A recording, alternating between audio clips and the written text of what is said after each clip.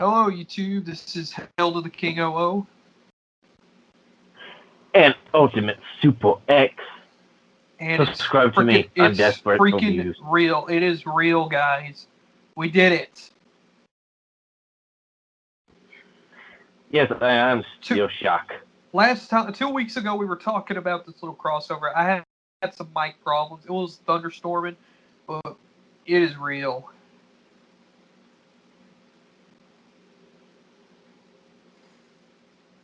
I am beyond shocked by that. Everyone is talking about it. When you showed me that video, I was like, nah, this can't be. They're probably only going to do references to Sonic. It's probably not going to be actual Sonic. Then he comes for that door, and I was like, oh my gosh, it is Sonic. And then Tails flies in next, and I was like, oh my gosh, Tails! I'm going to say it right now. Sonic and KO are going to have the most ultimate dynamic, crossover dynamic ever since Iron Man and Spider-Man. Very likely. And I'm still Except less of of a father and son type, but more of a Beavis and Butthead, Bill and Ted, Wayne and Garth type of vibe. You know, now I think about it, now that you brought that up, after seeing, judging from the very end, Sonic's in his, normal, I'm not really sure what to call that, logo, cutscene, emblem thing. Well, Sonic and Tails pops up, and then KO pops up in the middle. I kind of wonder if there's going to be, like, a small little conflict where Tails get jealous at KO, like KO wants to be Sonic's sidekick or something. Then, actually, I hope they don't do that, because I don't want any drama in this special. I just want pure stupidity, action-packed. I want it to be rude, I want it to be crude, I want it to be insane, and I want it to be quick.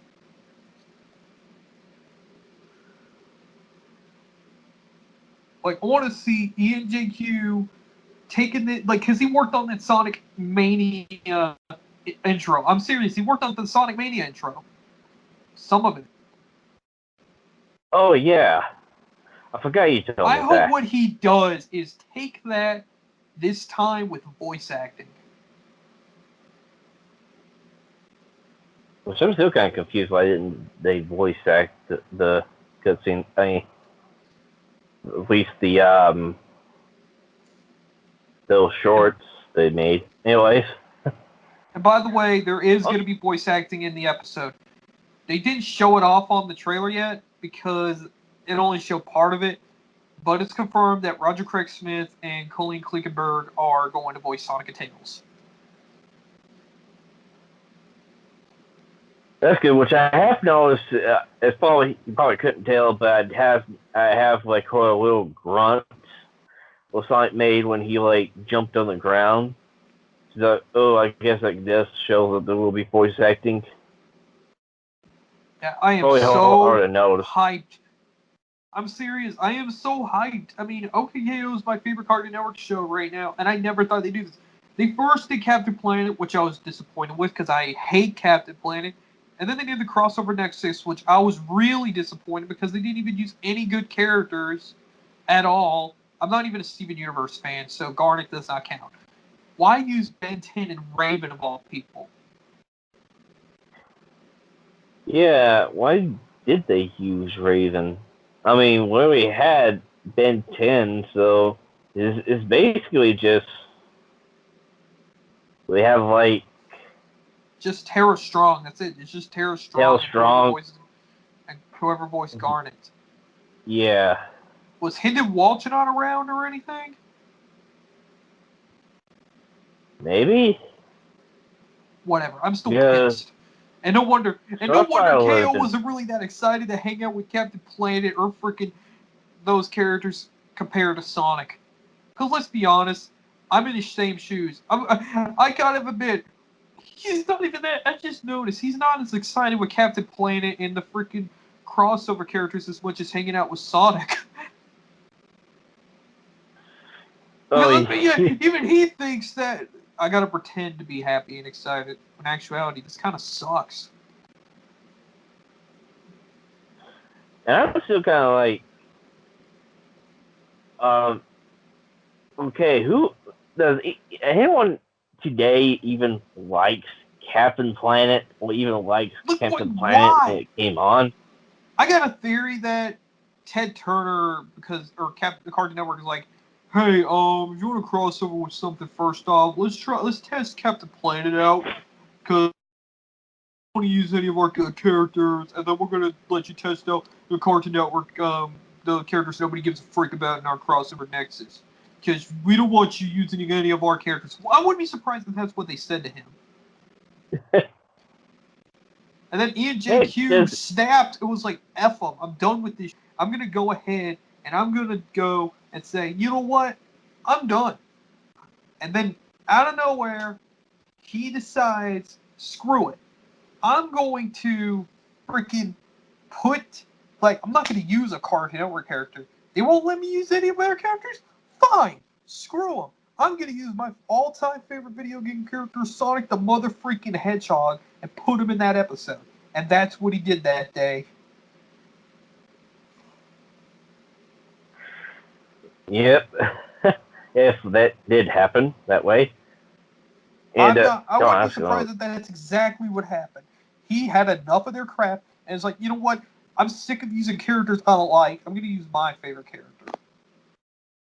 Which, to be fair, does anyone even remembers Captain Planet? That's what I was freaking wondering. I mean, I have yet to meet a person that actually liked Captain Planet. Everyone I talked to kind of hated the show.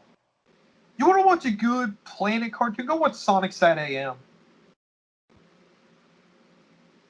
Yeah. Captain Planet was so preachy and boring that I don't give a frick about it. All they did was talk about, like, yeah, that's a great Saturday morning. Let's wake up and watch a bunch of dumb lessons about stuff that we already freaking heard about so many times. Let's be honest. If you had a choice between watching Captain Planet or watch Sonic Saturday AM, I'd choose Sonic Saturday AM. Especially that, oh my gosh, I just remember, especially that freaking episode, well, the File guy is, like, married and they have a bunch of kids, and all his friends is, like, degrading him or preaching to him about the fact that he has more than one kid, and saying they're taking up all, like, saying he's messing up with the environment for having so many kids. You know what? Yeah. I watched a freaking review by Mr. Enter, and even he was pissed off at that episode, and I don't blame him. Mr. Eno, I have to keep that in mind. I have to check that one out. Mr. was Mysterious Mr. Enter, Mysterious Mr. Enter, and Rebel Taxi. That was also him. I think they both reviewed it. Oh, okay. One reviewed that episode, and the other guy reviewed that episode too. Both of them had that same freaking preachy message. Ooh, you're not allowed to have kids. Yeah, way to make those kids feel good about themselves. Hey, kids, go ahead, grab a gun and shoot yourself in the brain because you're causing too much space. I know, right? Yeah, well, that's a good message for kids. Go ahead and kill yourself because you're a fourth child. That is very insulting to any. That's going to make any fourth child, fourth or third child that watched this feel bad. I'm the fourth child of my own family, for crying out loud. So they're basically telling me to kill myself. I know. And then I showed up saying, okay, fine, you want to murder me? Fine. I got this freaking knife right here, so if you're going to kill me, you got to come to me first, because I'm going to stab you in the freaking ball sack.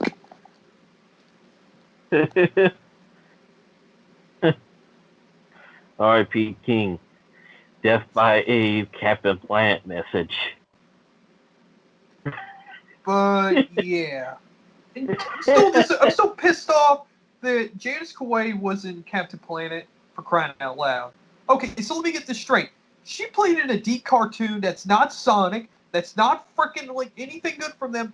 She played in Captain Planet of all things. Her agent must be screwed in the head because she is a talented voice actress and she's wasting all of her talent in this piece of crap show. I mean, what the heck? I forget. Which one does she voice? She played the surfer girl. Oh, the blonde one? No, the black-haired one. Oh, yeah. I forgot which one was the surfer girl. Yeah, that's right. Gee. Why is she... I'm still questioning why is she in this cartoon. I am so thanking God she played a teenage robot in Puffy Ami years later because she does a million times better job in those cartoons than this piece of crap show. And yet somehow Captain Planet has the most episodes out of her entire career. Dang, I didn't know they had that much episodes supposed to even like outlast. 113 episodes. This is the world we live in, folks. Hey, I wouldn't guess it was only past 30. Dang. I can't believe Hanna-Barbera made this. Thank God they redeemed themselves with Space Ghost Coast to Coast a few years later as well. Yeah.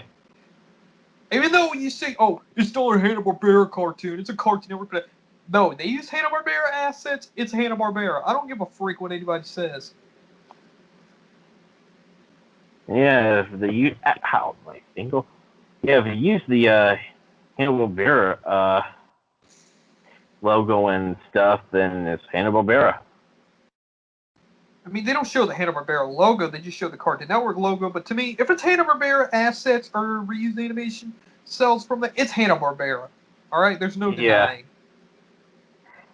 I mean, sure, I mean, the guys, for example, like, okay, so let me get this straight. So, Space Ghost is not Hanna-Barbera, but yet Dexter's Lab is, even though none of the people from Hanna-Barbera worked on it other than their studio. I mean, if being used in a studio, then it's basically Hanna-Barbera. Yeah, but like I said, yeah, it's a Gendy Tartakovsky show. Yes, it's Hanna-Barbera still. But like I said, they redeemed themselves with Space Ghost years later, thank God, because Captain Planet was probably the worst show they ever made. And I don't know how this show is getting merch. Seriously, I went to the Cartoon Network shop today online to see if they have any OKKO merch. Nothing. Do you know what they had? Teen Titans Go merch, and all these other shows, Ed and Eddie. I like Ed and Eddie. That show was good. But what pisses me off is that I checked the freaking shop section and they have Captain Planet merch. I was like, why? Really? Yeah, why? He's not even a good character. What kid in this day and age even remembers Captain Planet? I mean, why would they have him and yet we got no freaking OKKO merch yet? Captain Planet 90s or 80s? I can't remember. I'm sorry, but I hate to say this, but Captain Planet is the wimpiest cartoon character superhero I've ever seen. He is the biggest wimp ever. Yeah, you have to do this spray with oil on him, and he goes, "Oh no, oil! Why?" I wish Guy would just transform into a giant blue robot because she would kick his butt.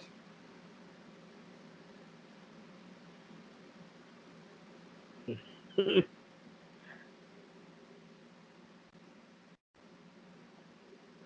that, I'll just take like hail spray and spray him. You're like, "Oh no, you're opening up the zone." What do you want? Yeah, will that make him hot? I don't know. But yeah, I'm just confused on why is she playing in Captain Planet. Yet there's plenty of better shows she could be in.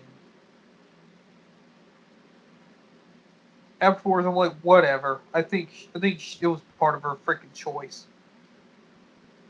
Like she's got nowhere else to work in. And what's even dumber is the villain's main goal is to purposely pollute the planet.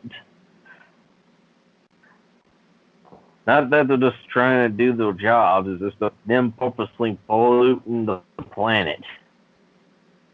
Yeah, that's the freaking. I'm sorry. It is the stupidest.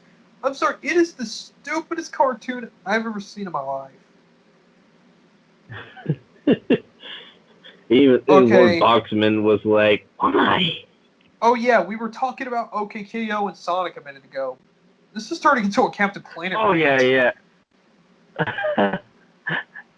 Also, that was interesting that KO did some Sonic poses in the beginning, like Yeah, the let's get Sonic back to Adventure Sonic. I'm pose. done. Okay, I'm over those crossovers. I'm just gonna say right now, those crossovers were like the appetizers for the main course. Those things were just like the little appetizers you get. The Sonic crossover is like getting the big juicy steak. Yeah, and KO also did a Sonic Adventure pose and a Sonic 1 pose. I don't know. I thought he looked cool with the Sonic Adventure pose. I think that should be the cover art for the series. Yeah, that should be. Like if they make it a box set of the seasons, that should be the cover art. I also got funny how he kind of used the term, you don't know who would 3D blast through those doors when for saying Sonic 3D blast. I'm just still geeking out over the fact that KO turned out to be the biggest Sonic fan in animation history. Also, does that mean the store sells Sonic the Hedgehog comics? Because those kids was like fighting over a Sonic comic. I guess so. Guess so.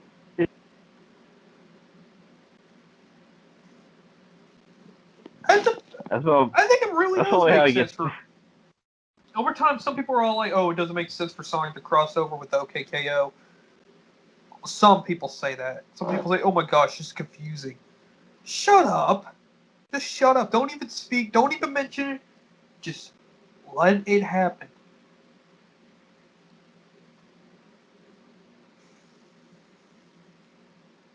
I'm not joking. I'm still happy they made it happen. I really do. Like, I'm shocked. Like, I never thought in a million years this would happen. I thought we were going to get shoveled more crap crossovers. That's not even that interesting. Seriously, though, at this point, I was expecting KO to cross over with another piece of crap Cartoon Network cartoon, like the new Powerpuff Girls or some crap. But no, they crossed over with a character that basically got my start in my love for um, animation and video games to begin with. Other than SpongeBob and yes, that's Yeah. right, Blue's Clues. Even though I don't watch Blue's Clues anymore, I still admit that show basically got me into stuff today.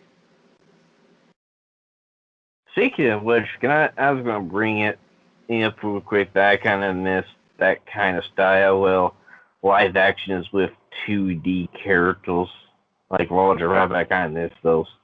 Yeah, Osmosis Jones, Roger Rabbit, Looney Tunes back in action. I kind of miss that. Space Jam. Yeah, I that's have it. like a soft spot for. Also, by the way, when I was watching KO's Health Week, I was honestly expecting Osmosis Jones to appear out of nowhere. Because, like, at this point, you might as well have him show up. Yeah.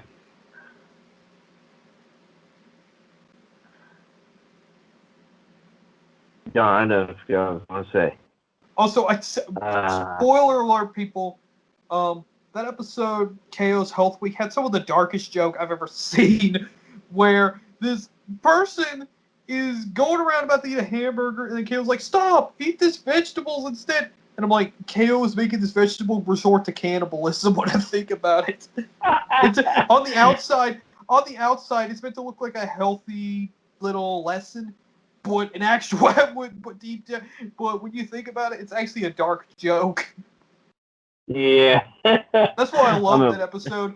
It's meant to give lessons on health, but at the same time be a middle finger to all those dumb health PSAs we had to endure. Now I know what I was going to say. It's kind of interesting that Sega is more willing to promote their character more so than Nintendo, because Nintendo is not really willing to do this with their character. I know, right? This is why I prefer Sega. Sega's literally let ENJQ. This all started with ENJQ visiting Sega themselves. I wouldn't be surprised if this would happen. Hey, Sega, since I'm around here, come on, can we talk for a moment? I hoped you would, so I want you to do me a little favor. Can I just have Sonic the Hedgehog for one episode just to screw around with him and make him do stupid stunts? And the other guy goes, what the hell? I guess I'll let you use my character. That's probably what happened. Probably. And well, Nintendo's kind of like, because this so. I am so happy that Ian is more of a Sega fan, anyways, because KO and Sonic, just I don't know. Now, like you said, he was the creator was basically inspired by the eventual Sonic the Hedgehog. I think KO's personality was inspired by Sonic a lot, actually. Think about it. Probably a little bit if by taking out most of the edge that Sonic had. Think about it. He's funny. He's got a lot of funny moments. Yeah, he's very goofy. He's got that carefree attitude, kind of like Sonic. Oh yeah, definitely. And he was also based off of Kid Goku. So basically, KO is a mixture between the attitude of Sonic, the personality of Kid Goku, and the gamer guy. You know, your gamer self. Put that all into, and a little bit of SpongeBob into the mix. Mix them all together, you get KO. It's also pretty cool they add in like a little bit of the eventual Sonic the Hedgehog theme on that on the ending. That's why I think KO and Sonic would pretty much have a buddy type character with each other. Tails would be like the serious straight man to. At this point, I'm expecting the episode to be like Tails being the serious straight man to Sonic and KO's antics.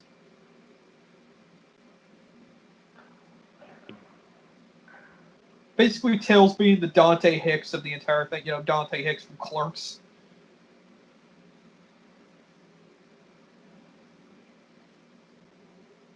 Then you now want to see. You know what? I mean, this episode is going to basically turn into freaking Clerks at that time. You know, Sonic and freaking KO acting like Randall and Jay from Jay and Silent Bob, while Tails is acting like freaking Dante Hicks.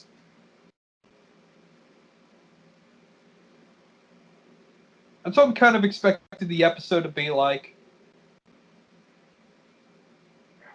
Yeah, which at first, I was kind of worried about how Sonic would even look in this kind of cartoon style. But to my surprise, he actually looks really good.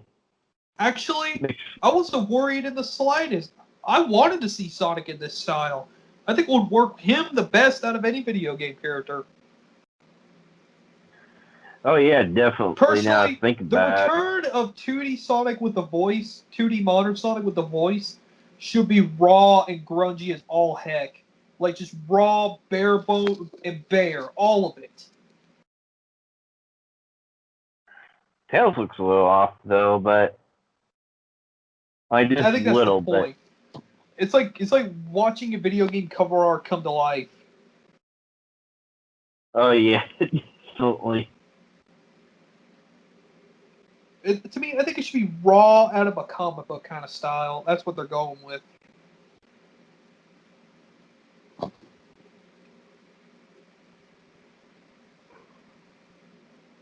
And that's what I love about OKKO. Unlike a lot of cartoons where they try to be too perfect, and it just makes the animation look bland and lifeless. A lot of cartoons do this these days, except for, again, Amphibia, which is one of my favorite cartoons right now. That is one of the few cartoons where, even though they might use Flash, it doesn't look, lifeless, or they move like robots. Just like the Lion King 2019 remake. Bland, lifeless, and I robots. saw that last night. I thought it was just okay. Really? I haven't seen it, but I've A heard little bit that better than like the Aladdin remake, because I still think that Aladdin remake was a boring piece of crap. I thought Lion King was alright. Not too bad. I mean, the reason why I liked it was Timon and Pumbaa. They were like the best part about that movie. I was saying, I was listening to like Doug Walker's review on it, and he thought it was downright awful. He was pissed. One thing he liked about it was the like, whoa. I mean, I still like Nostalgia Critic. I have to admit, but I don't support what he did before. But to me, I still like his reviews. I watch from time to time. yeah. Which, like you, he also kind of likes the Timon and Pumbaa bits, but he thought everything else was awful. Yeah. Personally, I like Nostalgia Critic. Sure, sometimes he can be a little loud and angry about stuff, but I kind of like him still. To me, I don't think Doug was. I mean, Doug had his faults, but everybody makes mistakes. I think the real bad guy from this entire Channel Awesome situation, personally, even though Doug had a little bit of it, but he's not that bad. He had some bad parts with him. I think the real guy who was Mike Machode. I still think, or Mike Machado. I don't know how to pronounce his name. I think he was the real guy at fault here. Well, since I don't know any of them personally, and I'm not at Channel Awesome, it's very hard for me to say, who's the fault here. Yeah, I'm not going to say who's at fault, but personally, if I had to go with any side, I think Mike Machado was the person that basically, is the one who basically is the one responsible for all this. He's the worst guy out of it. Sure, Doug and Rob have their faults, but to be honest, I think everybody makes mistakes, so I'm not going to let that take over him. But Mike Machado, there is no mercy on him. He is a full-blown dick.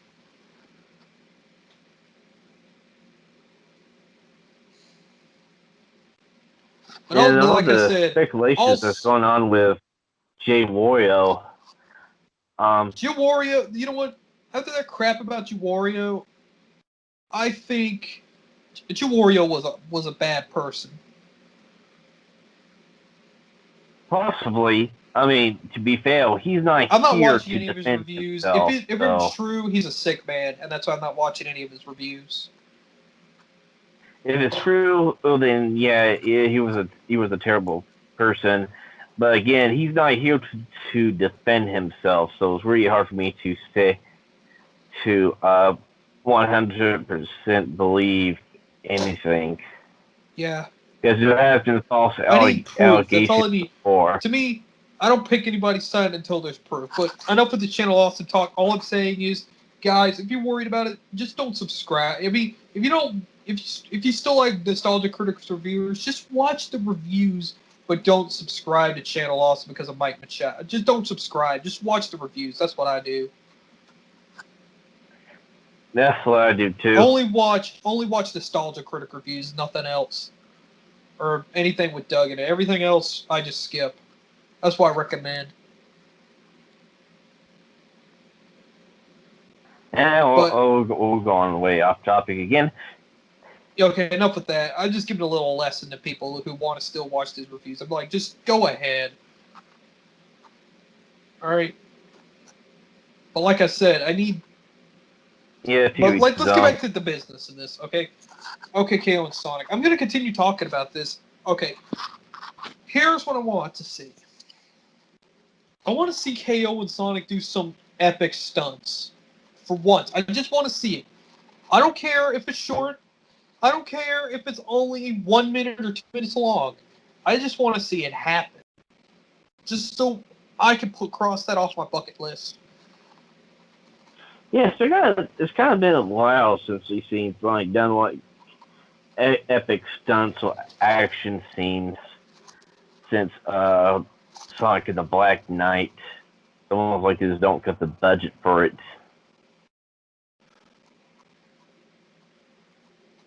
Oh, I love this fan art of Sonic and KO hanging out. Fan art. I still love that. Yeah, you're probably going to be seeing a lot of those. Let's not talk about. I swear to God, if people shipped KO and Sonic, I'm gonna be really, really disappointed. Don't worry, they probably won't ship Sonic and KO. They If they do probably that, I'm ship gonna be. I'm Sonic gonna be and pissed. Tails. I'm gonna be so pissed. I mean, they probably ship KO and Tails. That's just as bad. Well, let's be honest. I think KO and Sonic will have more of a dynamic than KO and Tails. KO and Tails literally have not really much in common. Besides probably being fanboys of Sonic. Yeah. Tails is gonna probably be more like hanging out with Dendy. I think Dendy be more fanboyish over Tails if that happens. Yeah. But Tails in the early days in the comics was like really fanboyish of Sonic. For back in those days, that's before they started to make Tails a bit more of a tech person. I guess because there was not a lot of evidence to show that Tails is a bit more of a tech guy until Sonic Adventure. Yeah, that's what I'm saying. Like, Tails and Dendy would get along so well as well. Okay, if Dendy doesn't appear in the episode, fine. As long as I get my epic stunts scenes with Sonic. But I still would like to see it happen because both of them would definitely share a good dynamic.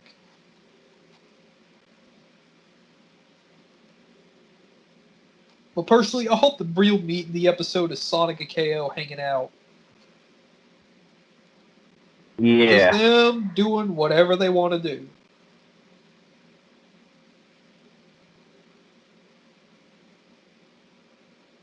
I mean, come on. I just hope it's just full-blown AOSTH tribute. Where Sonic breaks the fourth wall a lot, acts crazy, makes a bunch of movie and music references. I keep forgetting. What's that frog girl's name again? What? What's her name again? I keep forgetting. The tech girl? Yeah. Dendy. Dendy, that's right. I wouldn't be surprised if Dendy was kind of somewhat inspired from Tails. Yeah, KO was sort of inspired by Sonic. I have to admit it. If the NJQ is a fan, KO is definitely inspired by Sonic. That's why I can tell by his, like, happy-go-lucky nature and attitude. I think he was definitely inspired by Sonic. And that's why I like this character so much. It's basically Goku acting more like Sonic than Goku. Yeah, because we got the happy-go-lucky character, and then we have the bit more of a smarter character that once they hang out with the happy-go-lucky character. Yeah, that's what I feel. I got this feeling Tails and Dendy are going to be the straight men of those two. Basically, again, the Dante Hicks type of personality and the Silent Bob. While Sonic and KO is going to be the freaking Randall and Jay from the group. And I probably have a feeling that Roger might do pretty well Sonic on here, because I noticed anything No, here's what I like to see. the game. Okay. Here's how I know they're going to probably pull off the AOSTH personality. I hate to interrupt you, sorry, but here's what I think. I looked it up. He said this is a way past cool special. I think they're going to emulate AOSTH. All right, I got proof. I literally got proof that he referenced AOSTH. Roger did. Roger reference? Yeah, he reposted cool? it. Yeah, he reposted by saying way. Yeah, see, he says way past cool.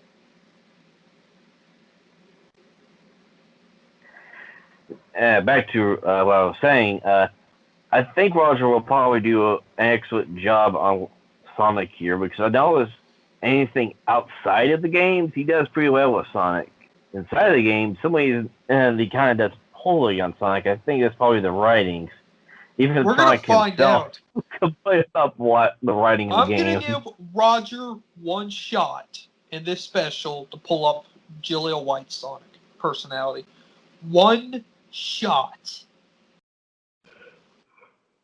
If he pulls it off here, if he pulls it off, it takes it to the extreme, that'd be enough proof to me that he is a good voice actor for Sonic. But if he fails, that will also be proof to me that he is not really a good voice actor for Sonic. Yeah. So if he does well, and that shows it's just the stupid writing in the Sonic games lately that's reason he's doing a poor job on Sonic. You know what? If I'm going to rant here for a moment. I am going to make a big fat screw you to whoever the heads of Sonic team decide to pick those guys out. Number one, why didn't you get Ian Jones Cordy to begin with? Oh, it's because he's an internet reviewer. I mean, internet cartoonist before. You think he wasn't going to do well? Well, look at him now. He has a cartoon and puts Sonic and doing way more justice than ever the freak Pontifigraph are doing. Why didn't you just pick Ian to begin with? He knows how to combine humor and drama and story all into one perfectly. And yet you picked Pontifigraph. Why? Ian knows a hell of a lot more about Sonic than Pontifigraph would ever dream of having. Ian is probably one of the most true Sonic fans I've ever seen since Ellis Mark and the Ghetto Demigod.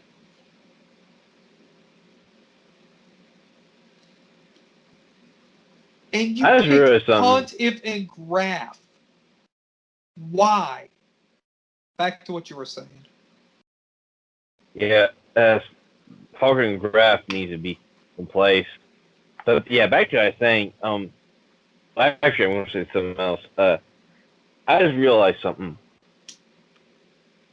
What if this kind of hints that he is going to start writing for the Sonic games? If so, I'd be pissing my pants because he'd be doing a great job with it.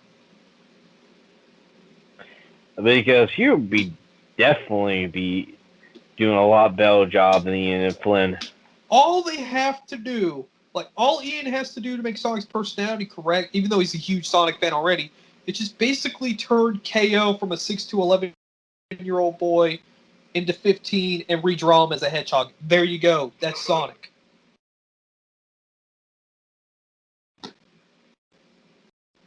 That kind of got me thinking, yeah, how would he be like as a 15-year-old? Which never was very specific how old 4KO is. They keep saying a 6 to 11. I think that's a running gag. 6 to 11. I think it's a running gag, and you know what? I'm glad they choose that because I think that's funnier than anything else. 6 to 11 is way funnier. And they just show off his age. To me, I think it should be great if it's 6 to 11 because that way the character doesn't have to age that much. Like they don't have to force him to age or anything. Which to me, he acts more like a probably 11-year-old than he does a 7-year-old. I mean, yeah, a 6-year-old. More of an 11-year-old, totally.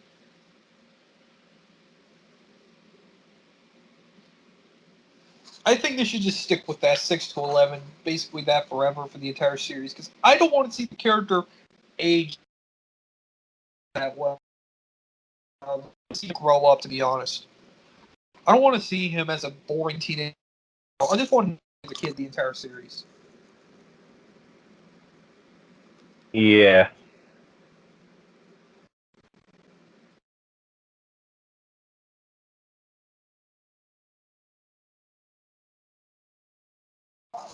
I'm starting more. What? KO clip. I am seeing.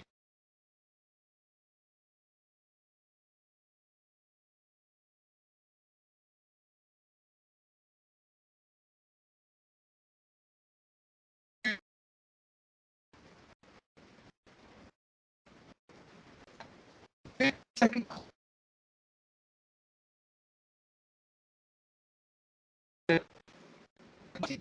I've seen a light since Sonic Unleashed.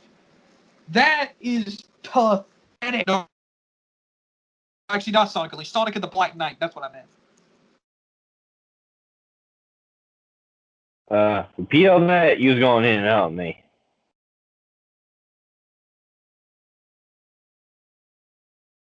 Oh. What? Can you repeat all that? You was going to eat in and out on me. Stupid connection. Okay, back to what I'm saying. That freaking 50 seconds was the most Sonic thing I've ever seen in my life since Sonic and the Black Knight. Period. Period.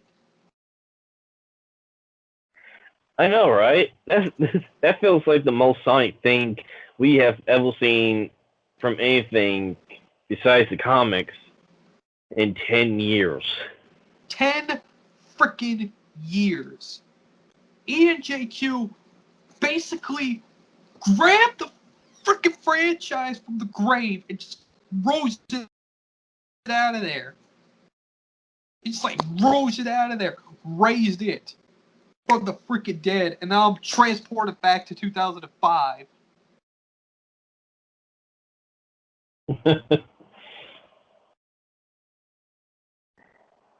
I mean, seriously, where was the Sonic in the past 10 years? This was what I wanted to see. It did not need one shred of dialogue in those 50 seconds. That jump, that Crush 40 music, that attitude, that smirk. 50 years, man. I mean, not 50. 10 years. 10 freaking years. And I had the biggest grin on my face ever.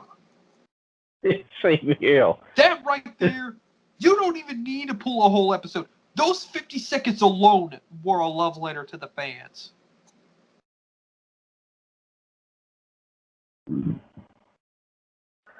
And KO's action was probably like most of our action. Oh That's my because- gosh, it's Sonic the And Hedgehog. also, what's even the biggest failure? I'm going to start ranting right now. What's even more pissing me off is that how they made Chris a freaking character that us Sonic fans were supposed to put in the center of how we would have made Sonic. Wrong. That was not how you do it. KO is the one to act like that. He was the one. You know how they said, oh, Chris was only there for fans to relate to be in the center of Sonic, like this, to meet Sonic. You know, kids to relate to meet their video game hero. No. Alright? No.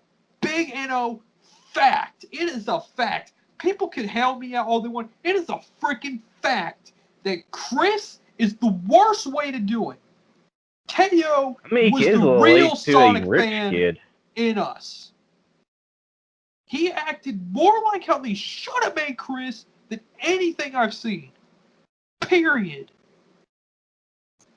I mean, not to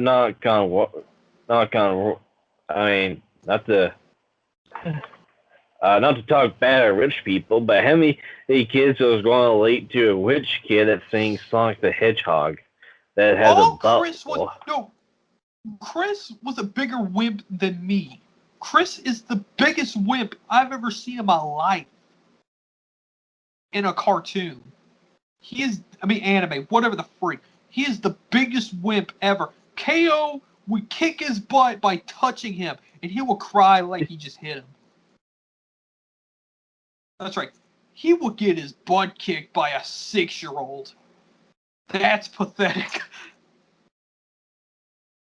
And you know what? I don't want to see that happen. I would laugh so hard if I see KO beating the crap out of Chris with Chris screaming like freaking Will Smith fish from Shark Tale. I'm saying that Chris became a bit more interesting as well as like in the final saga. But he's still a freaking wimp. Seriously, now I want to see a clip of KO beating the crap out of Chris while Chris screaming like Will Smith fish from Shark Tale. It'd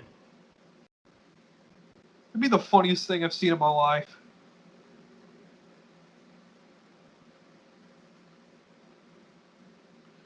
That's right, that Mary Sue would give his freaking sister. No, he's a male version of a Mary Sue. I'm gonna call him a Gary Stew. Yeah, Gary Stew. That's what he is. He's a freaking Gary Stew.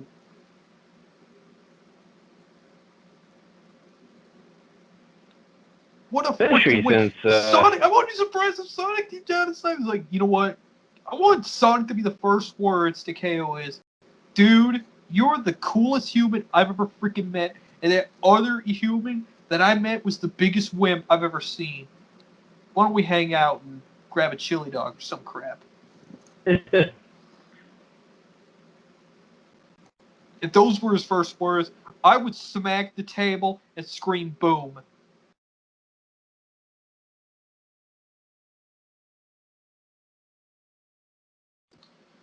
And Kale be like, who's this Chris douchebag? He's the biggest scaredy wimp I've ever seen in my life. That was the kid I was forced to hang out with. Because I went to this retarded dimension with all these idiot humans and whatnot. And then these animators shoved me into this weird world with idiots. Thank God I'm here. I needed to get the hell out of there. So... Yeah, think about it. It kind of almost looks like the Sonic X Sonic in a way. Almost. Now I want to see Sonic start saying lines like Lord Buttman. I guarantee Sonic is going to call Lord Boxman Lord Buttman. If that doesn't happen, I'm going to be really disappointed. I mean, if they can't do the stunts, at least call Lord Boxman Lord Buttman. To give a throwback to Dr. Robotnik. Yeah. And then freaking like, no, I don't want to see Lord Boxman imitate Sad Am Robotnik going, so, it's that blue hedgehog again. Sniffy, come over here. Now I want to see that happen. No. I'm going to try to do my best Jim Cummings Robotnik impression ever. I just imagine him going, alright, this is that pesky blue hedgehog again. Daryl, come over here. What is it, sire? You better kill that blue hedgehog or else I'm gonna murder you. You know, or I'm gonna turn you to scrap metal. Now get him! Right away, sir. Now I want to see that happen. I want to see something like that happen. You disappoint me, yo. I want to see that happen. That'll be hilarious.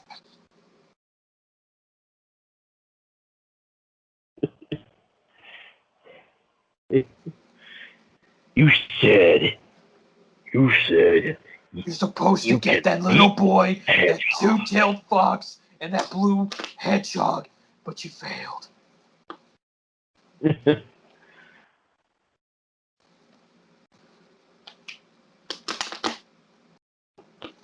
Well, should I think about it? I don't think his version of Robotnik ever called Sonic Sonic. I think he only called him, like, Blue Pass or Hedgehog. That's why I said blue hedgehog. You know what, Daryl? I hate that hedgehog. Okay, back to what I'm saying, but yeah. I hope they reference that at least. Oh, especially since Lord Boxman has like a different hand like Robotnik does in the Sad AM. Okay, if they don't have Robotnik, that'd be funny if it turns out Lord Boxman was Robotnik all along. It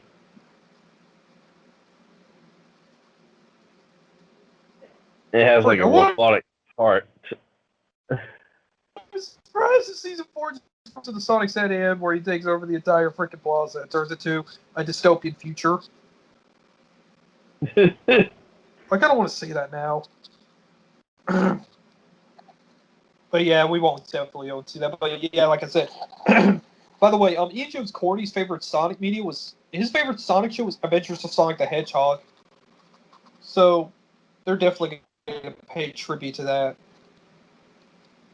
And not only that's also my favorite Sonic cartoon, because oddly enough, that's actually what got me into Sonic. That's what kind of helped introduce me to Sonic. Agreed. I know a lot of people to this day.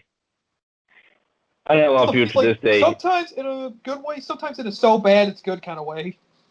Yeah. I know a lot of people. It's so cheesy, it's stupid, I like it. Same here. I know a lot of people today finds it pretty stupid. I'm pretty sure some people think I'm kind of stupid for, or even liking Sonic through that cartoon. But I don't know.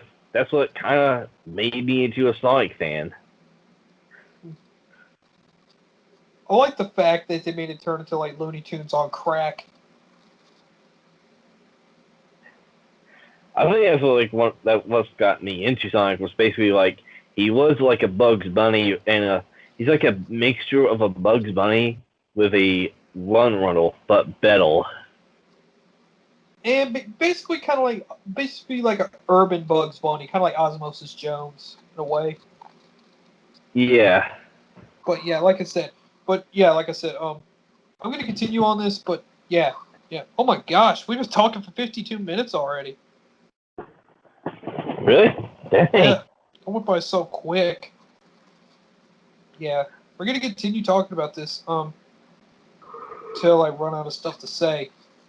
Yeah, when I more think about it, yeah, I mean, Sonic and KO will be the definite freaking dynamic duo, crossover duo ever. I still think that I just want to see them do some stuff that is awesome, like for once. I'll be disappointed. Yeah, like especially like come on, KO, let's jump in that tornado.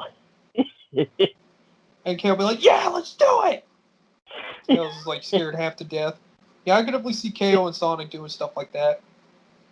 Like KO getting excited of doing it while Tails is pissing his pants, going, I don't want to do this. I really don't. Can we please let that happen? Like, just once. Like, have him do a bunch of stupid stunts that Tails is scared of, and KO's like, what are you, a wimp? Come on. KO and Sonic just going around having a good time while Tails is scared half to death.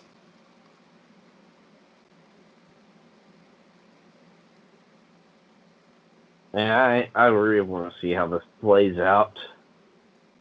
I really do. Oh man, I want to see it. I'm getting kind of excited about this.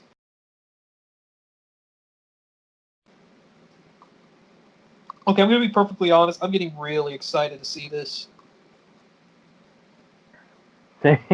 Here. People are all excited for the Steven Universe movie or Infinity Train. I'm just sitting here getting hyped about Sonic and KO. And then like everybody's kind of hyped up for the other stuff, but we're more excited for the Sonic and KO thing. It's basically my dream Sonic cartoon, to be honest, if they do it right. Like the Sonic cartoon I've been wishing to see, but never got it. It's like they literally read my mind. It was like, you know what? Since Sonic Boom wasn't good enough for you, since Sonic X had too much Chris, I'll give you a little something for all you freaking hell you went through. And then they brought out this And tribute if to this goes out AOSTH. right, That's what I always wanted to see. I always wanted to see AOSTH. No, people say Sonic Boom was kind of like, no, it's not. It's not really like AOSTH. It's more of a sitcom vibe. It was more like Seinfeld than Sonic, to be honest. yeah, it kind of was. Well, most of the characters was kind of like assholes. Yeah, pretty much. Well, here's the thing. I kind of wish they made Sonic a little less serious and more like a George Costanza type of character, if anything. They're going to make him act like a Seinfeld character. Yeah. You know, and I could see that, Sonic acting like George from Seinfeld. Actually, that's probably a good. I think that sums up Sonic Boom. Basically, Seinfeld scenario. Well, the characters But kind if of it was, basically but if they talk. wanted to do better with it, I kind of wish they made Sonic act more like George. Because at least George was funny. Or frick, make him act like his other character, Duckman. That's also a good one. Sonic being an a-hole, dickish type of character. But it's hilarious. Yeah, but this one they kind of like me a bit more of a. I don't know. It's pretty hard to pinpoint what is Sonic's personality in Boom, because one minute he's more like an ego acting type. serious and boring, but some other seconds he acts funny again. And then next second, I think this version of Sonic is the most egotistic. schizophrenic Sonic I've ever seen in my life. I know, right? That sums it up. I think that is his personality. I'm just gonna call it schizophrenia, Sonic. Because like you said, one minute he's acting very annoyed and angry with people, then the next minute he's like scared, and the next minute he's more like very egotistical. I mean, his personality is like all over the place, and then it's funny, but and then a couple episodes he acts like regular Sonic. You know, funny Sonic. yeah. I'm just gonna call it schizophrenia Sonic. He's got 4 types: serious and boring, egotistical, scared and depressed, and regular Sonic. I'm not sure this is just me, but it's always kind of bugged me that the fact that the mouth was in the middle of the face. I'm not sure why, but that always kind of bugged me. It's just so weird, I know. I think the animation looks good. That was probably one of the best parts about that show, but other than that, I'm not really a huge Sonic Boom fan, and I'm going to get crucified by a lot of people for saying that, because a lot of people love Sonic Boom. I just couldn't get into it. It didn't feel like a Sonic show at all. It didn't feel like a real Sonic show. It just felt like a show with Sonic characters in it, but not a true Sonic show. OKKO is more like a Sonic show, to be honest with you, than Sonic Boom. If you're going to make a Sonic show and turn it to just comedy, but with some action scenes, I say OKKO is basically the closest I've gotten to it.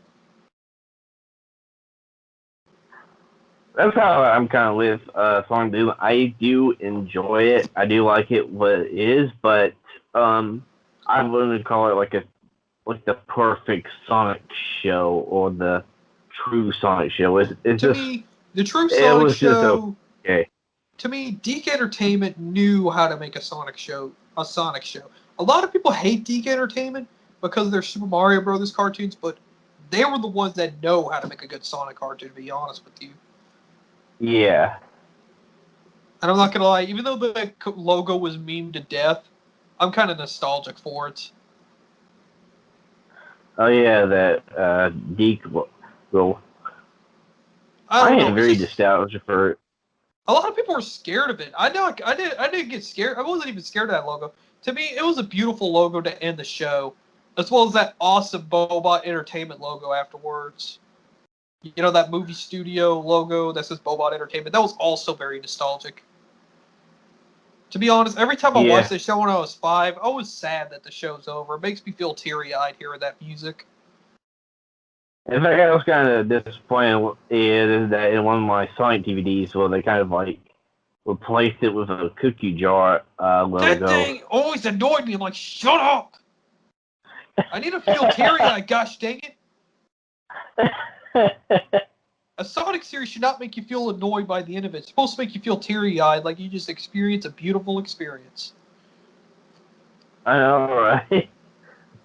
Especially I feel like Sonic OVA way, and then it kind of made me a bit more teary-eyed. It was a beautiful experience. That's how every Sonic game. I want to give you some beautiful Sonic music to end. Sonic Heroes is the most beautiful Sonic music I've ever heard. Oh yeah, why can't they... Dude. OKKO Let's Meet Sonic. They should have called it OKKO Let's Meet Sonic Heroes. And at the end credits music, they should redo the entire Sonic Heroes theme song. Yes, they should totally do that. Frick, I would like to see KO and Sonic have a duet singing that song now. I want to see Roger or Courtney Taylor get on stage doing a duet of that song. I even want to see like a remake of Sonic Heroes or eventually Sonic the Hedgehog. I don't care if both of them sound like they're drunk at a party. You know how they sing when you're drunk? I don't care if they sound drunk and off-key at a party. It would still be awesome. I would even want to see like on the ending credits of Sonic Hero remix, or maybe a remake of Eventual or Sonic the Hedgehog. I just want to see Courtney Taylor and Roger Craig Smith singing with each other a duet of the Sonic Heroes theme. KO go, what goes up comes come down. Sonic replies, Peter touched the ground. Let both of them doing a duet with each other.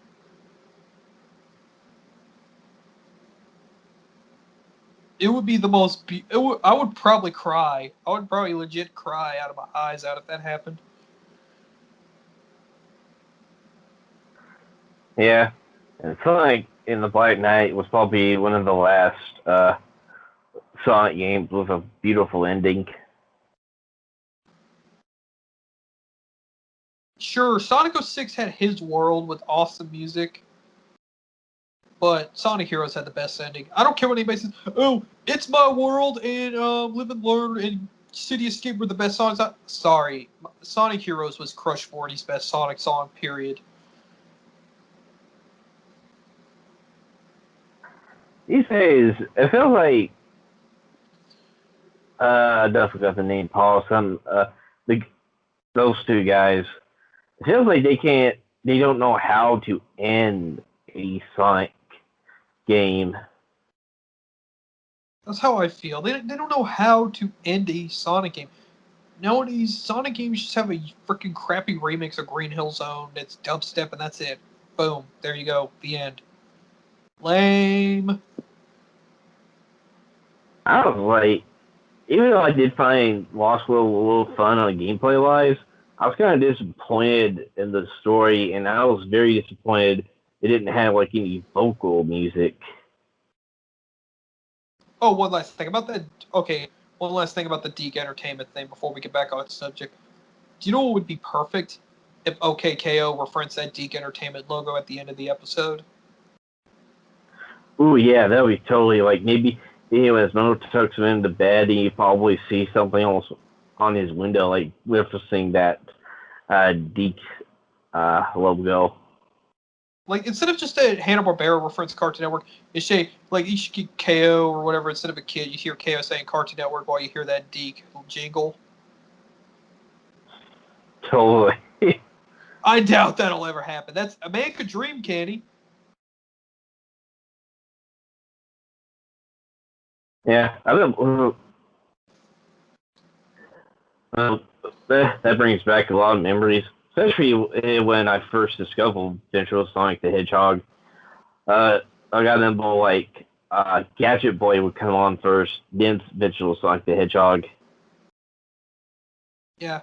Anyways, let's get back to subject. What were we about to talk about? I forgot.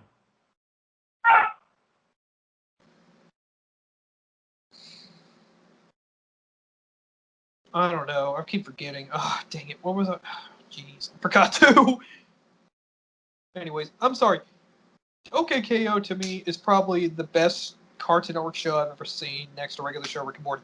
And people will say, oh, Steven Universe is better. I'm sorry. I really am. But I don't like shows that have a bunch of filler and a bunch of boring content and a bunch of boring stuff with nothing going on. I just want to see just a couple of guys doing some actiony stuff with some heart in it, and then just hanging out being themselves. That's what OKKO gets me. To me, if I so if I got a choice between drama or characters, I choose characters and dialogue to me more than anything else.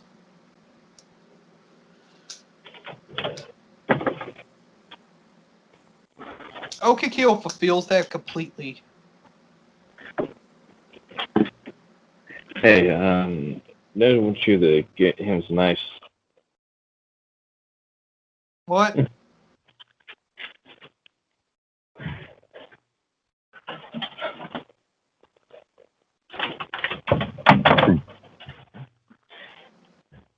Sorry, I was in the middle of something. Alright, I'll cut that out. Yeah, I got like two things to cut out. But like I said, about OKKO and Sonic. I mean, I know I keep going on and on and on. I know we're talking about an hour over 11-minute cartoon special, but I'm sorry.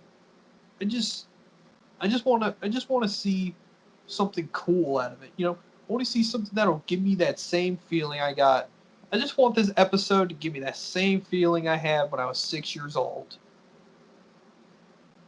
Same here. I've been searching for that old feeling too. I just want that old nostalgia feeling, like bring back that magical feel again. If this show fills it, it's going to be the great. I'm serious. Like I said, this is why I prefer OKKO over Steven Universe. I'm going to be a little serious for a moment. This is why I kind of prefer OKKO over Steven Universe.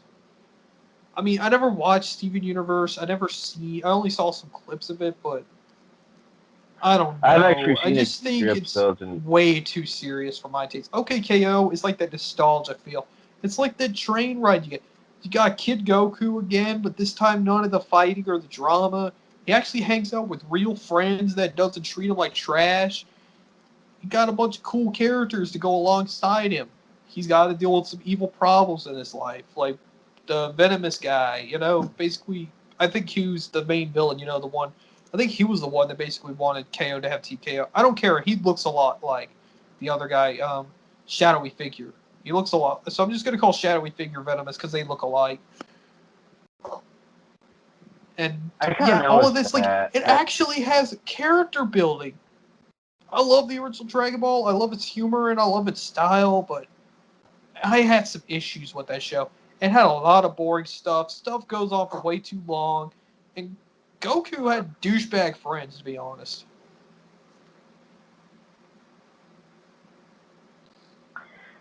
Yeah, it kind of did. In fact, it Except for still Krillin. kind of Except for does. Krillin. Krillin was probably the only true friend he ever had. Even though he was kind of douchebag when they first met. But he's the only true friend he ever had. Krillin was probably the only good friend he has.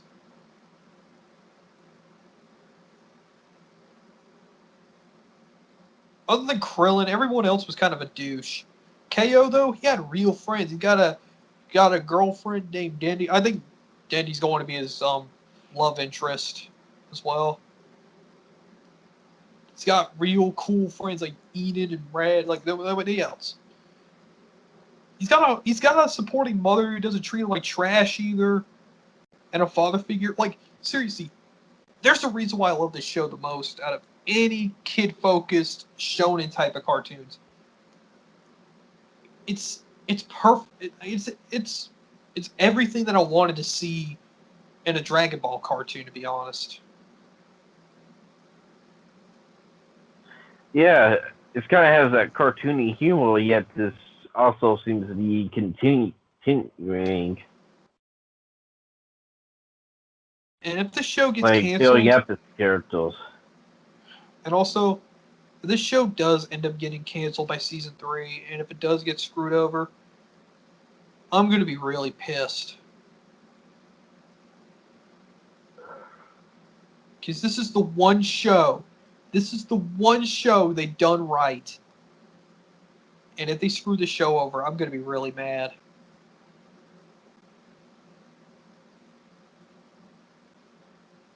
But hopefully that Sonic cartoon will stop that and get more people watching it.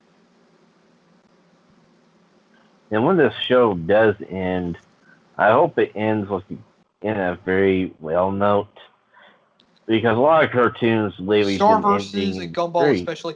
I couldn't finish watching Star Versus because I heard that ending was so bad. Yeah, I heard from a friend that it kind of left him feeling empty. Spoiler alert, Star getting rid of her powers is retarded. And that's why I quit watching it. I didn't even watch season 3. I just had enough. I'm like, you know what, they're gonna pull that crap, I quit. And guess what I moved on to? I moved on to Amphibia. I still need to get around and check that cartoon out. Amphibia is a great cartoon. It had a dark season finale, but I think it'll go back to its regular tone by season 2.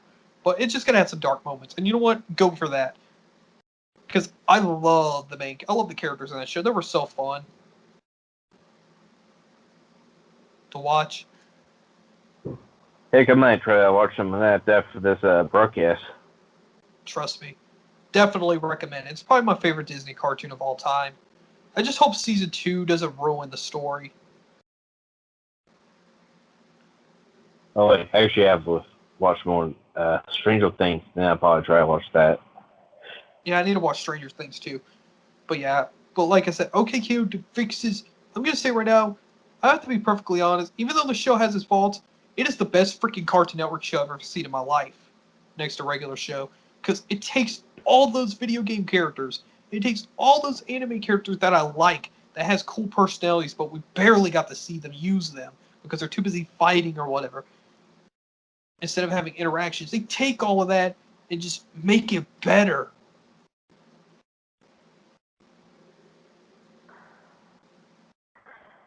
Basically, it takes all the good parts of anime and just make that the focus. Cut out all the BS. Ever since I first saw that Lakewood Plaza Turbo pilot, I was supporting that show to the end.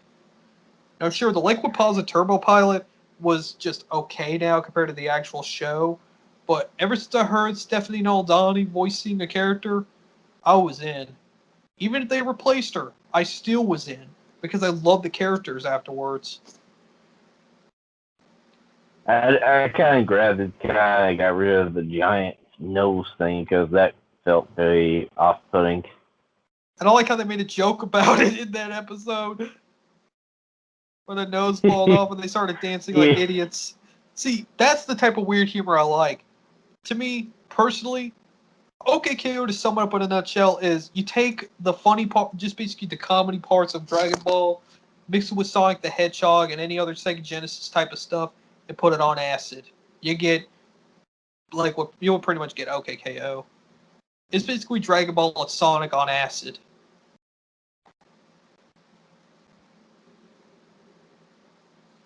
Yeah. Which And a raw 90s Simpsons grunge look. Off-model look.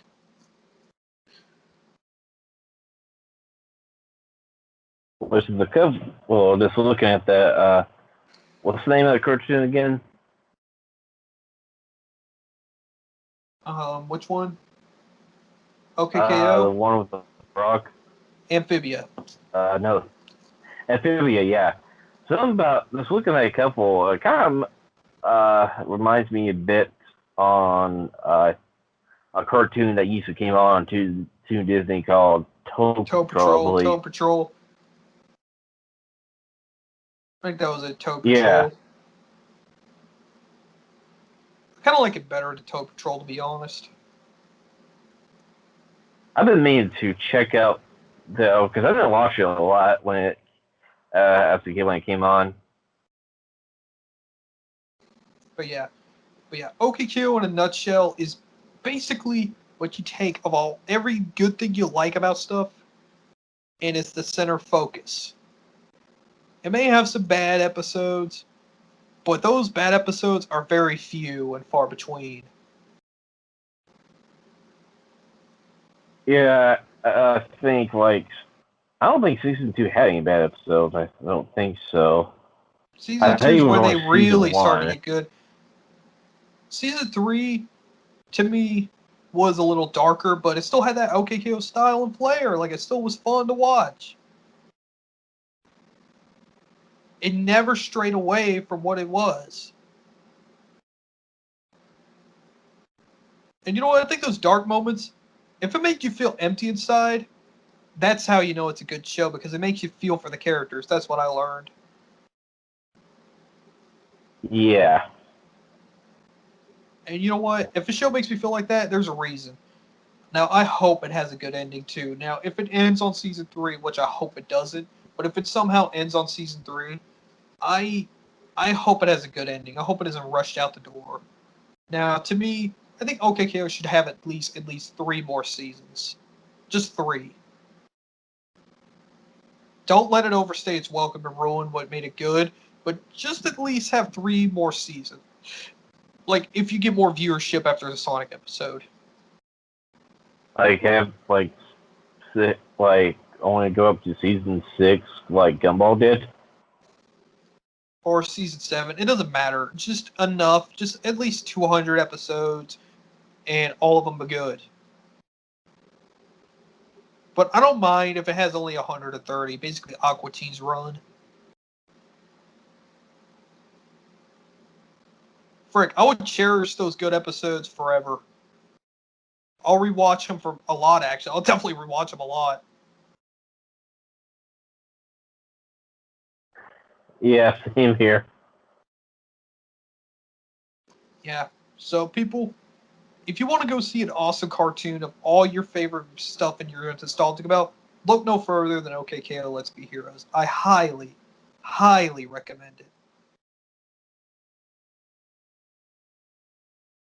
Now, let's talk about the other stuff at Comic Con before we end this video because we're an hour and 17 minutes in. Holy crap. Dang. Yeah, we were so obsessed about this Sonic crossover, we forgot to talk about the other good stuff about Comic Con. Sorry for keeping you waiting, folks. We had to let all that out.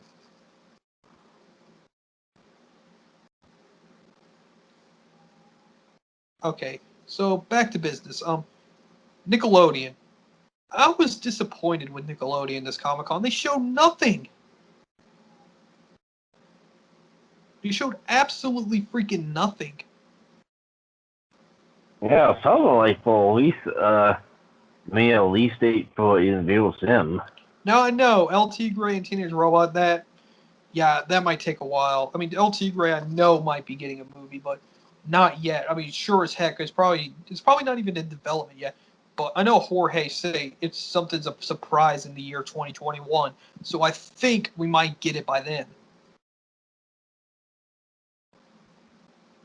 So I'm just gonna have to let that one go. And Teenage Robot coming back, yeah, that's probably not gonna happen for a while. Now, I get that, so I wasn't really too shocked or too mad about it.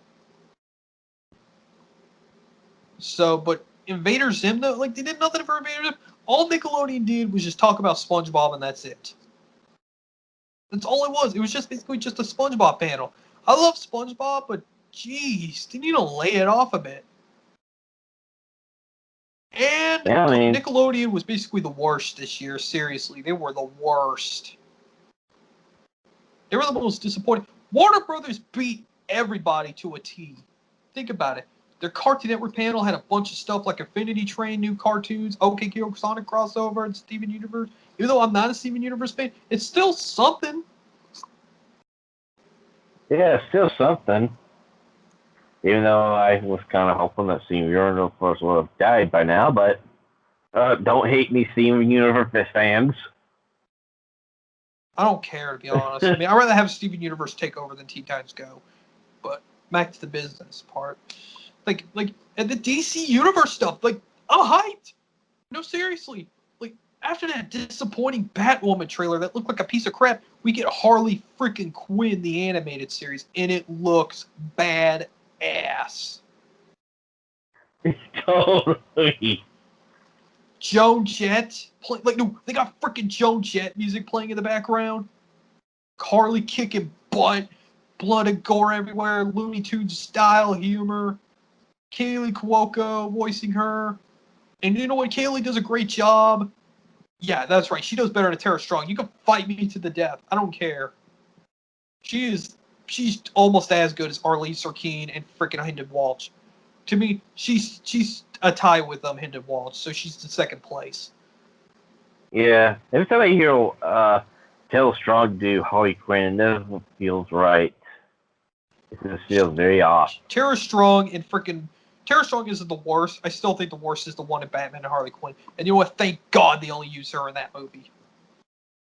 Because I read, and you know what? I get nostalgic hearing Kaylee Cuoco voice here because it takes me back to watching Disney Channel and watching Brandy, Mr. Whiskers all over again. It's basically like a mixture of nostalgia, but with some blood and gore and Deadpool style humor. Yeah. Too bad that kind of suffered through the Disney curse. Yep. And guess what? Warner Brothers was like, F you, we got her now, and we're going to make it rude, crude, and blood and gory. Basically a middle finger to Disney. I wouldn't be surprised if this whole cartoon was just a big middle finger to Disney.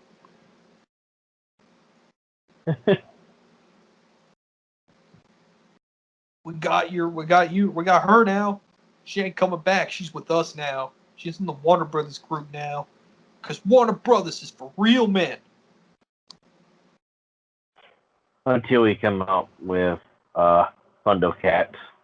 Yeah, that show sucked, but we forget about that. Yeah, Thundercats and Teen Titans Go where it's crappy stuff. But who cares? Those things are just little kids franchises. But when they do stuff awesome, they do it really awesome. That's why I prefer Warner Brothers over Disney. When they do stuff great, they do it really great. Especially nowadays, I prefer Warner Bros. Over Disney. Disney's kind of Okay, like, KO, regular show, Rick and Morty, Ballmasters, Harley Quinn. I can name a bunch of stuff in 10 hands. You know, they got that. They got Storks. That was a good movie. They had. I haven't seen their other anime movies, but you know what? I am going to see it. All right. I can name a bunch of stuff. Ready Player One. That's a classic. Well, not really a classic, but good though. They're making a new Looney Tunes style cartoon. Now it's old school again. They're gonna. They got some. They got like. They got like. I'm trying to think of what else Warner Brothers has. No, there's two more. That's on Adult Swim or Cartoon Network or whatever. But yeah, what I mean is like, yeah, they got Gumball. Well, that ended but horribly, but it's still a great show. I'm telling you, man. And what's the last one? No, there was one more. Mighty Magisaurus. That they was used to have. underrated. That was underrated. I don't care what anybody says. Mighty Magisaurus was underrated. Too bad it got canceled poorly and not treated fair enough, but it was still a good cartoon nonetheless. Those, man, were like fine works by Warner Brothers. Fine works. Yeah, Cartoon Network didn't really do much to promote my Magisaurus. It's barely even heard about it. I liked it though. It was a good cartoon. I think because of the fast pace, I understand why it got canceled. But you know what? I'll just watch those episodes over and over again, not get tired of them. Kind of like how I I was watch kind of Space worried Ghost. that, Kind of like how I watch Space Ghost. yeah, which I always worried that KO would have been ended up in the same ballpark as my Magic Swords. I think it's barely getting out of it. A lot of people are fans of OKKO, so I think we're getting somewhere with it. So yeah, that's why I prefer Warner Brothers over Disney. They know how to do stuff correctly. You know what Disney did with their Marvel thing? All they did was talk about politics, about how Thor is going to have a female lesbian sidekick, and this and this. Whoop-de-doo, I don't care. Who, Disney? Yeah, they're Marvel, you know, because Disney owns Marvel. They're Oh talking about they're yeah. going to make a new Blade thing. Blade might be good, but they're probably just toning it down for the PG-13. Fantastic Four might happen, which I'll definitely watch. But yeah. Disney But was I in the heard middle the of the new road because Adventure they were movie. at least doing some stuff, but they might add a little politics with their Thor stuff, but I'm going to skip that. But Disney was eh. Warner Brothers also kicked them in the freaking balls with that stuff they made. I'm telling you, man. If you want good, hey, let me say this: if you want good cartoons and you want good entertainment, go to Warner Brothers. They know how to make some good cartoons.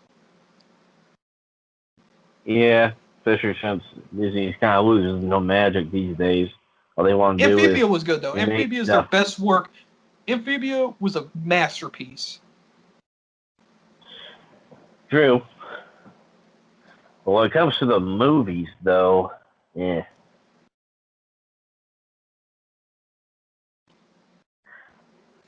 But yeah, like I said, but Warner Brothers though is my number one pick. Because Warner Brothers Like I know said what before, they need to do.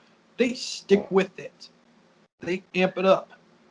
Sure, they screw up from time to time, but hey, every company does.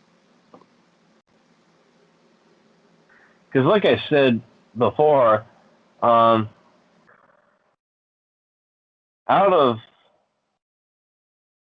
this whole year, we've heard about like 5 or 7 live action Disney movies, and we've only heard of one, not counting the Pixar stuff, we've only heard of one Disney movie, animated Disney movie, and that's Frozen 2. And I hate Frozen. No, I literally hate Frozen to death. I like Wreck-It I Ralph could way take it or better. leave it, but I I mean, think even it's a little on the I overrated like Wreck-It side. Ralph way better than Frozen. But personally, if I want to go to Disney animation, I go to Pixar. Pixar, they know how to make some good crap. Yeah. Which Now, I heard like. DreamWorks is the most disappointing out of the bunch. I mean, I don't know when was the last good DreamWorks movie other than sequels.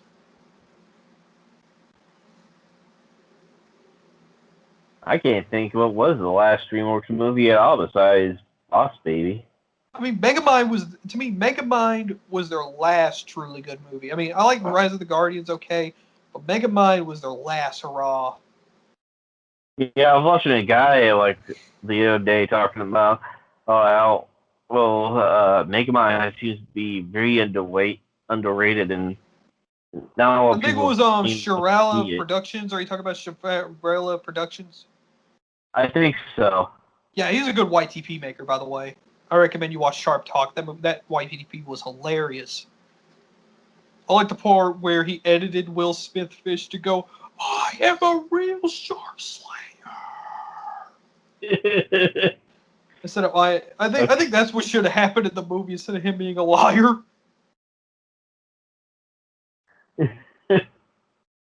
And he's out for blood. Yeah, And I then haven't he checked that repeats the out Rick and since. Morty line, and then he repeats the Rick and Morty going, "It's time for a cold drink. It's oversized overtones. A speech about politics, brotherhood, power. But speeches are for campaigning. Now is the time for action."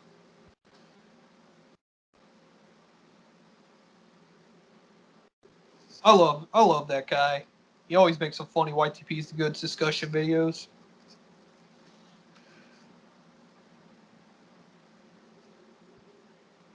Now, to me, now back to what I'm saying. Like, you want some good stuff. You want some good animated TV shows and movies and whatnot. Go to Warner Brothers. Period. Or Pixar. Pixar and Warner Brothers are my Now, top picks. now I remember. Now what was DreamWorks making? I should remember now. They are doing they are doing Trolls too. I just remember that. I'm not watching Trolls. It just looks like another Disney wannabe. I miss it when DreamWorks try to be edgy, try to be more like an adult Disney. See me, Same when I with Warner saw Brothers. Sure, Warner Brothers cut some stuff out with Osmosis Jones, but they were still trying to be like a more mature Disney as well.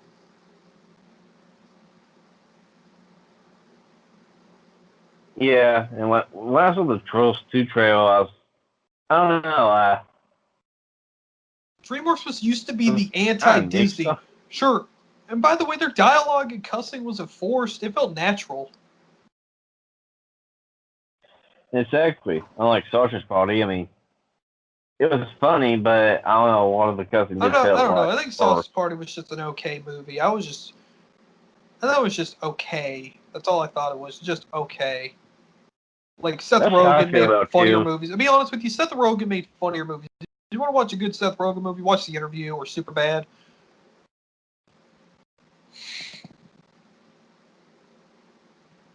The Interview Yeah, was freaking that's also hilarious, and Superbad was also hilarious. Heck, The Interview got me thinking James Franco should be a Sonic before Ben Schwartz came along. yeah. But like you said, I also thought Sausage Party was this okay. Um, I just felt like while the humor was trying to be forced, especially the f bombs. The f bombs kind of felt like they was trying to go like, "Hey, we're an adult movie. Look at Wait, did us." Marty Plummer wrote the script? Well, no, not that much. Not that much f bombs. Seriously, you have a drinking game with Marty Plummer saying the f word, you probably die instantly. I don't know why. I remember I used to be so angry over Mario Palmer. Now I find him hilarious. Yeah. I don't think I think Also, I my wasted my anger on him, but now I find him hilarious.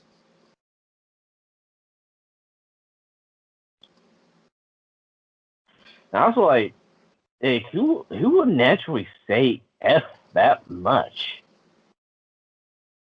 Yeah, but yeah, I think it's most fun. That's also another thing Warner Brothers is doing better with the Harley Quinn cartoon. None of it feels forced. Like they don't force Harley Quinn to swear at all. It feels natural.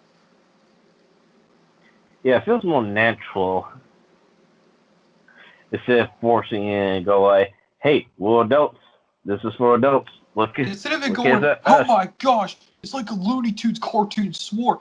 It tries to be more of an R-rated, bloody Looney Tunes cartoon if it was darker. Basically, what would happen if Bugs Bunny or whatever decided to say, screw it, let's just go ahead and kill Elmer Fudd instead of just, hitting him and he's still alive.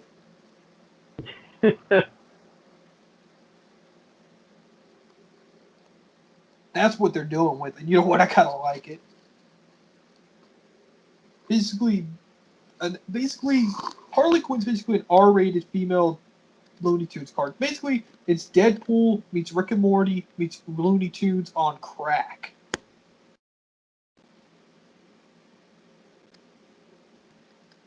That's what I think it is. I think Harley Quinn is pretty much going to turn into Looney Tunes on crack. Yeah, probably will.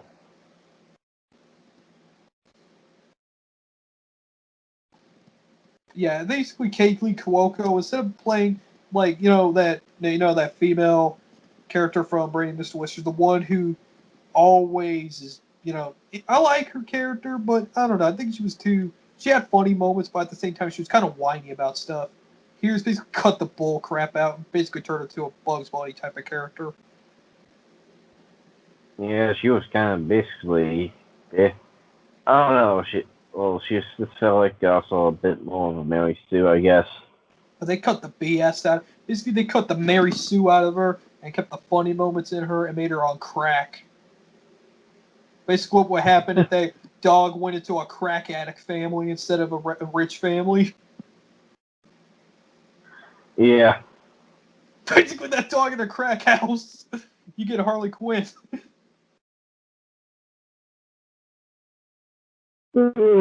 Yeah. I think that's what happened. Basically, this is the alternate universe where the dog is human and was born into a crack house instead of a rich family.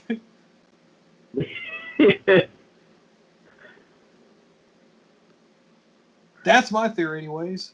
Warner Brothers was like, you know what, cut the rich family bullcrap out. Let's take that female dog, turn her to a human, throw her into a crack house den. And we'll just rename her to one of our favorite DC characters, Harley Quinn, and we're all set.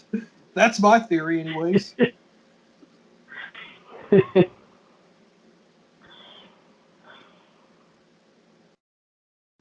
Basically, a middle finger to Disney. Not everything's the happiest place on earth, huh? If only you could figure out what happens to Mr. Whiskers. And Probably especially still Charlie. waiting No, I for want to that see Charlie Adler be in this museum. cartoon now. I just imagine it now. I just imagine him showing up with a chainsaw, screaming, "I'll break your freaking head with a ratchet," like that freaking Bomberman game. I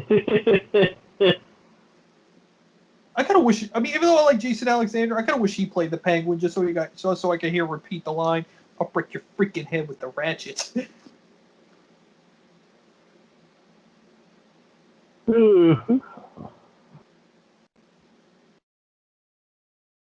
As a squeeze them in as a joke, or maybe I don't know. That would be perfect. Oh my gosh. I am so hyped for that Harley Quinn cartoon. It is going to be hilarious. I like how they put some cool licensed music as well. Like, I like Joan Jett. I'm glad they picked a Joan Jett song on there. It reminded me of Shrek when they played Bad Reputation. You know what song I'm talking about? Which one? Because they played a Joan Jett song during the Harley Quinn trailer. Oh, yeah. It reminded me of Shrek when they played Bad Reputation, another Joan Jett song.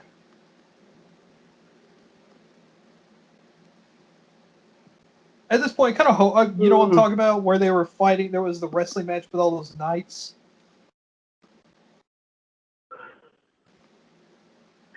Oh, yeah. Oh yeah, now I know what you're talking about. You know what, they're gonna put Joan Jett. I kind of want Bad Reputation to be the theme song for the show.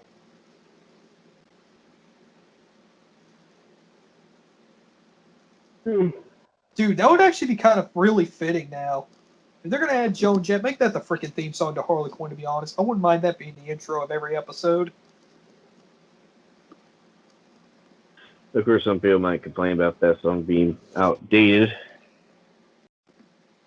Why? Oh, what? No, they played Joan Jett during the trailer. They should shut up. Harley Quinn was always a punk rock type of chick forever. She doesn't listen to that dubstep crap. Am I right? Yeah. Holy crap, it's already almost 12? Yeesh.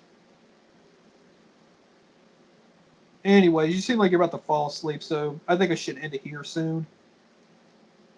Yeah. You getting sleepy? Yeah, I'm kind of starting to get sleepy here now. Yeah. Anyways, that was our recap of Comic-Con. Sure, most of it we were talking about OKKO a little too much, but we had to let all that out. So all I'm saying is, my number one pick for best Comic-Con, most hype thing ever, is Warner Brothers. OKKO and Harley Quinn won this year's Comic-Con. I can't wait to see those cartoons when they come out. They're going to be so They're definitely tight. number one in my book. We got an R-rated Looney Tunes type of comedy show, and we got OKKO.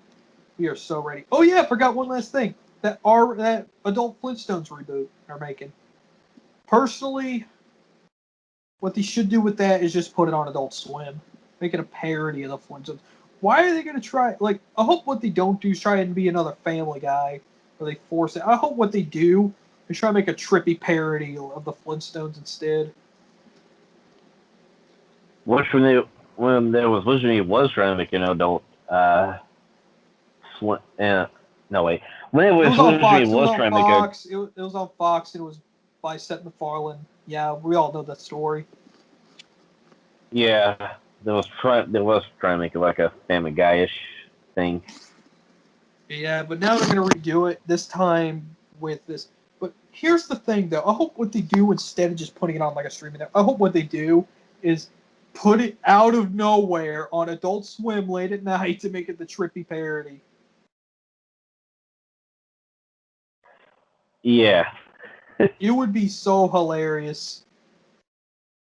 Just have a guitar riff, like just have a freaking acid guitar solo of the Flintstones theme, kind of like Space Ghost.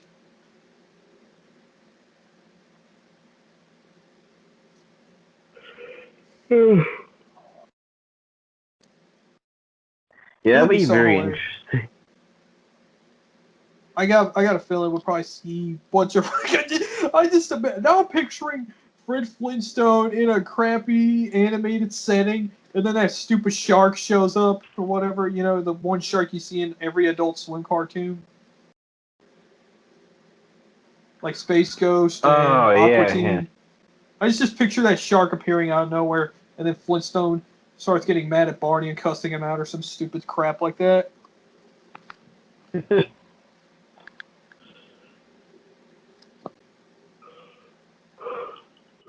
I never want to see that. That'll be the funniest thing.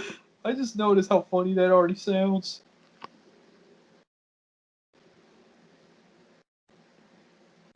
I'm expecting like Flintstone to act like Space Ghost, where he goes, where Shake goes, where he goes, tell us all about the box, please. And Shake goes, it's an amazing coloring book, and then Space Ghost goes, well, thank God.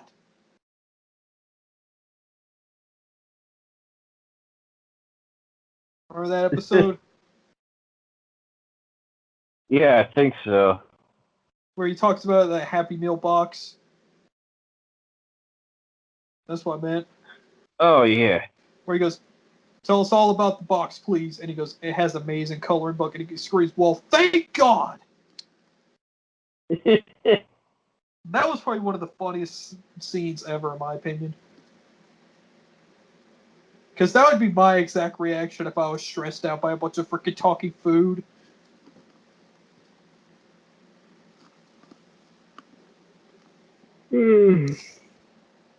I just got this strange feeling we're going to see Fred Flintstone dealing with a bunch of douchebag characters like Zorak and whatnot. Dang it, now I want to see like Harvey Birdman and Zorak showing up in that show. Well, actually, oh yeah, I keep forgetting the voice actor for Zorak is dead. Rest in peace, C. Martin Croker. Oh yeah. But at least have Space Ghost cameo. At least have he's Space gone. Ghost cameo in it.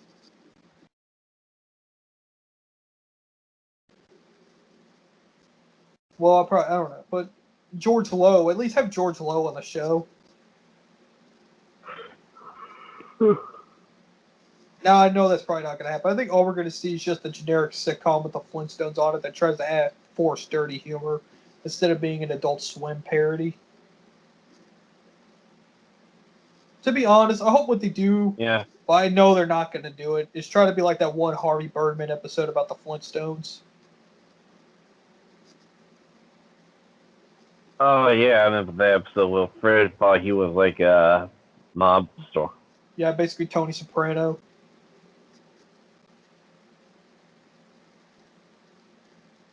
Yeah, that's what I kind of hope they do. I don't want to see a mafia comedy with the Flintstones as a parody.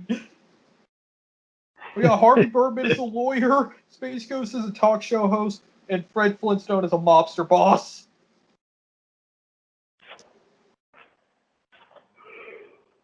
That should be the ultimate trilogy. We first started off with a talk show host, then we hit on to a lawyer, now we're getting to the crime stuff. Mobster boss. That escalated pretty well.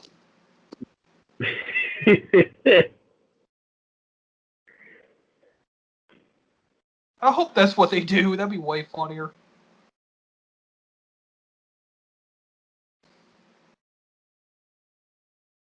I want that to be the series. Now, I just realized how funny that would be. Fred Flintstone going on and Barney going on a bunch of crime-ridden misadventures.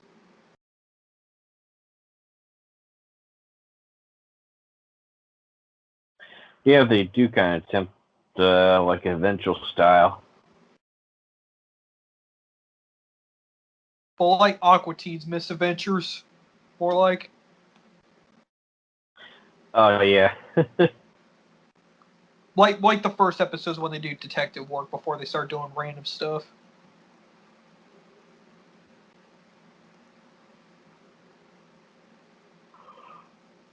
I hope that's what they do. Now I doubt we're going to get that. I think we're just going to get another generic Family Guy clone. Just like the Banana Splits movie, which was disappointing.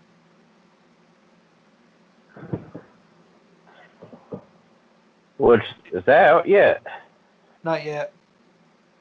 I don't know why they think it was a good idea to put on there instead of making it a horror comedy on Adult Swim. Seriously, there's so like if the Hanna-Barbera is going to do stuff for adults, why don't they just go back to their roots on Adult Swim? Yeah, which I'm hearing that. That's what they do the best, man. They make the best shows on there. But no, instead they try to make it edgy and whatnot, like force edginess instead of having fun with the cliches. Even the live-action Scooby-Doo movie from 2002 was better than that. Because at least that movie knew how to have fun with its cliches. Yeah, which I still kind of find that movie a little underrated. Even L.S. Mark loves it. I need to rewatch that movie. Yeah. I kind of want to see the PG-13 cut. Same with Osmosis Jones' PG-13 cut. I don't know why Warner Brothers want to hide them like they're dirty secrets. Like, if it's made, if it's filmed, why not release it? And before you say, oh, it's Scooby-Doo, it's for kids, they're making a Flintstones reboot for adults. Just see, screw it. I mean, kids are still going to watch it anyways. It has a PG-13 label. Who cares? It's not like it's rated R. Exactly. I mean, what do you got to lose? Just release it, Show it to the world and just be done with it.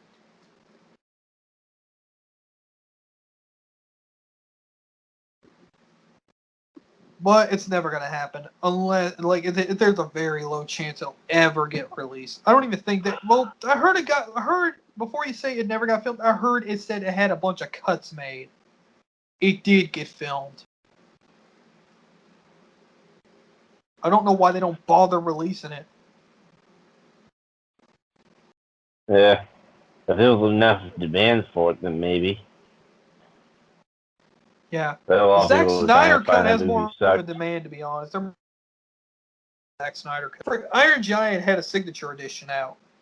Come on, can we get a signature edition of Scooby-Doo and Osmosis Jones, please?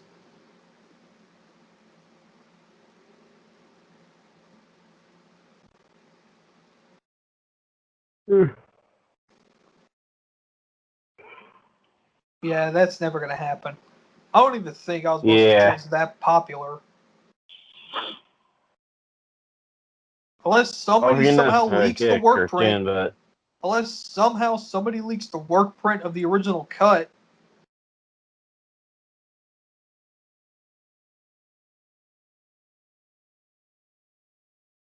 It's never going to happen. Yeah. I got a feeling what could have been if it was PG-13. Would the spin-off show be on Adult Swim or something? Would it be on a? Would the virus, like, would the body transform into a college-age student or something, or will it still be for kids, just toned down? Kind of like, you know, Men in Black and all those other PG-13 franchises got made into kid shows. Anyways, that was our recap of Comic-Con. Hope you enjoy, guys. This is Hail to the King OO. And well, I can't talk today. Ultimatesuperx. Signing off.